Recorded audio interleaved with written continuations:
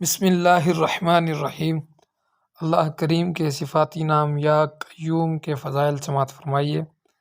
اس کا ترجمہ ہے: اے زندہ دوسروں کو زندہ رکھنے والے۔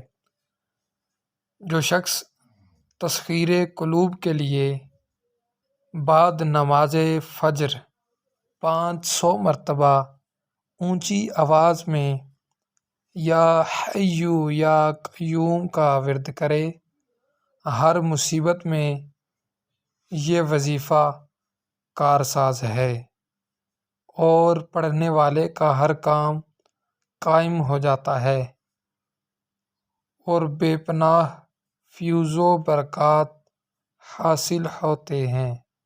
سبحان اللہ، یا حی یا قیوم، یا حی یا قیوم، یا حی یا قیوم۔